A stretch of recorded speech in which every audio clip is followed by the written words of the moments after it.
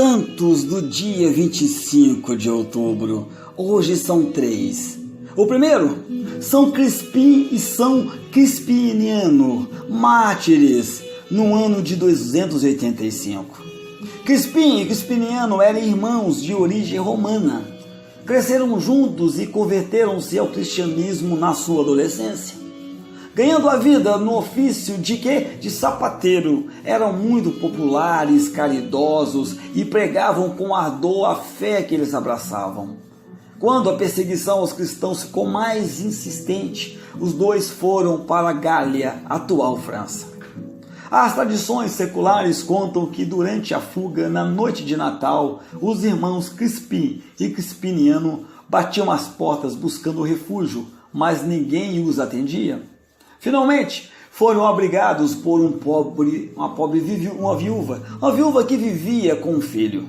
Agradecidos a Deus, quiseram recompensá-la fazendo um novo par de sapatos para o rapazinho. Trabalharam rápido e deixaram o presente perto da lareira. Mas antes de partir, enquanto todos ainda dormiam, Crispim e Crispiniano rezavam pedindo amparo da providência divina para aquela viúva e seu filho.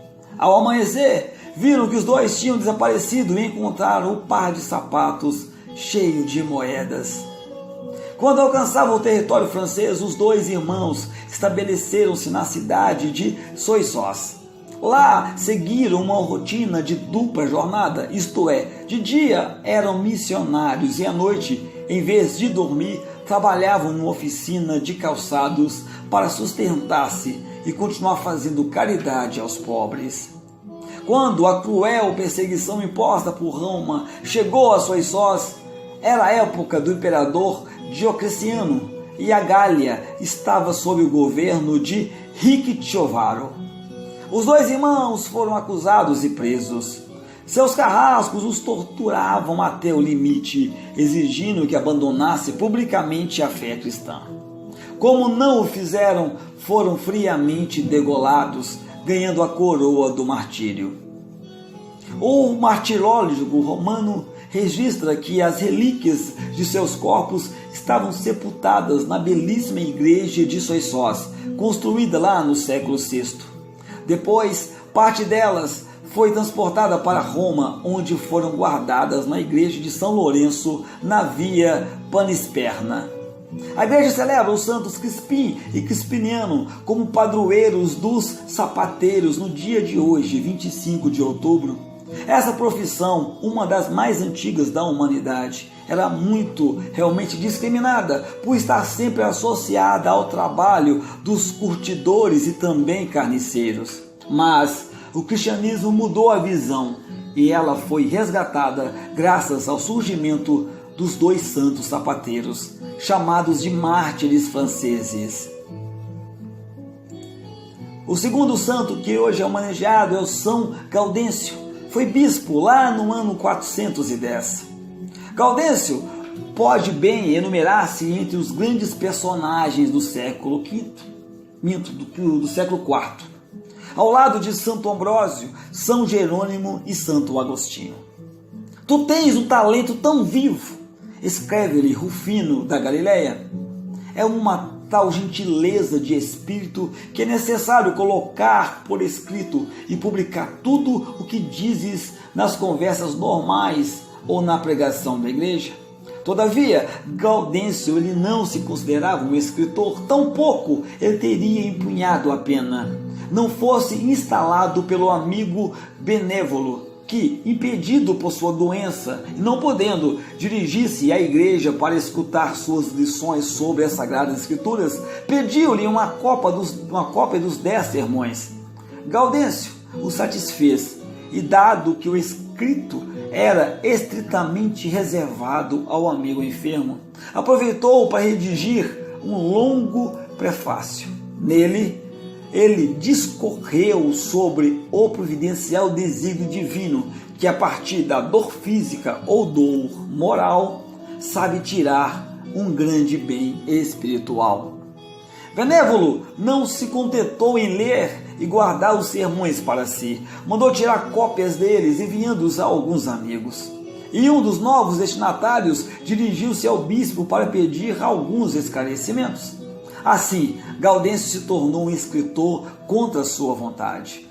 Como contra sua vontade, foi eleito bispo de Brécia e retirado de sua solidão do cenóbio de Cesareia da Capadócia. Ao que parece, Santo Ambrósio precisou recorrer a um subterfúgio para fazê-lo aceitar suceder ao bispo Filástrio, morto no ano de 387. Foi o próprio Ambrósio que consagrou o bispo em Brésia e depois o levou consigo a Milão para que houvesse um ciclo de homilias em sua igreja. Em 405, Gaudêncio foi enviado pelo Papa Inocêncio I a Constantinopla para defender a sua causa do patriarca João Crisóstomo, mandado ao exílio pela integrante imperatriz Eudócia. Mal acolhida a delegação, Gaudêncio foi direto para o cárcere. São Cristómono, em tal ocasião, escreveu uma bela carta em consolação. Gaudêncio morreu em Brécia em 410, data infausta para a sorte do Império Romano.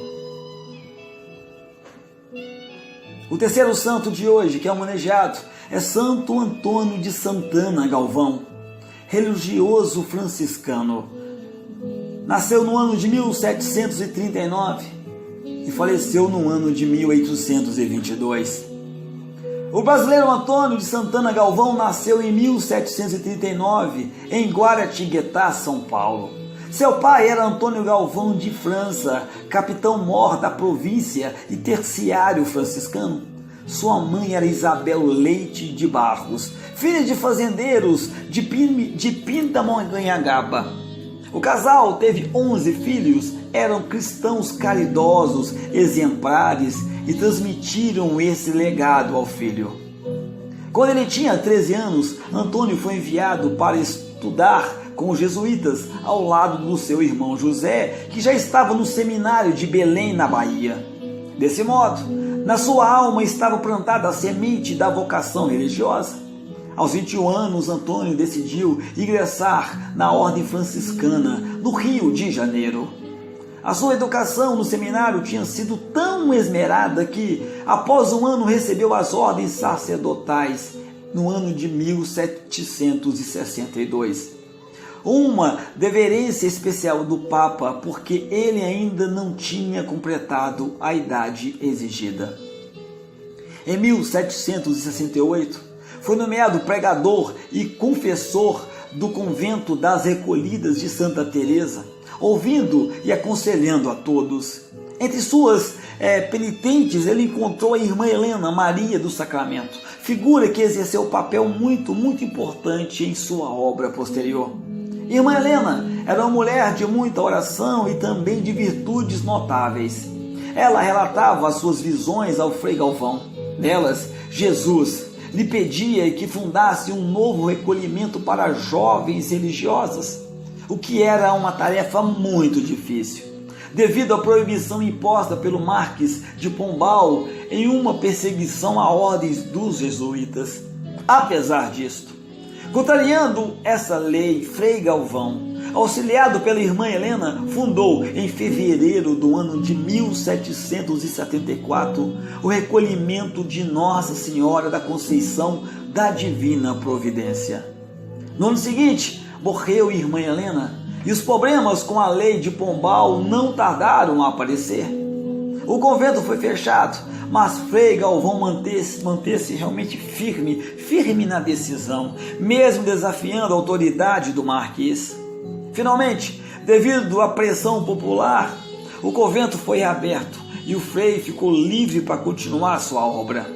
Os 14 anos seguintes foram dedicados à construção e também à ampliação do convento e também de uma igreja inaugurada no ano de 1802.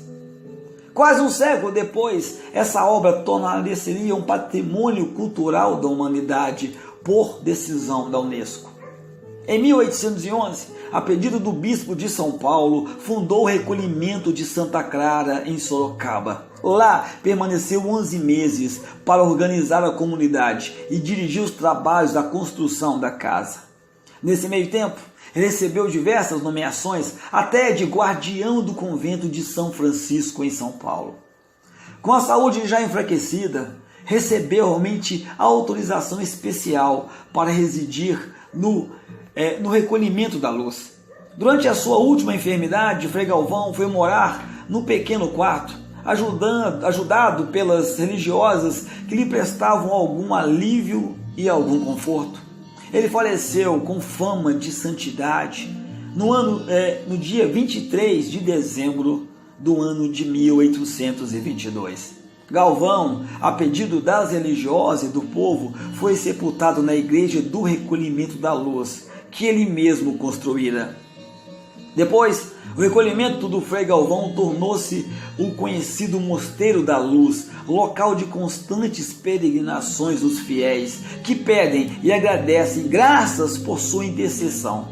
Frei Galvão foi beatificado pelo Papa João Paulo II no dia 25 de outubro do ano de 1998 e canonizado em 11 de maio de 2007 pelo Papa Bento XVI em São Paulo, aqui no Brasil.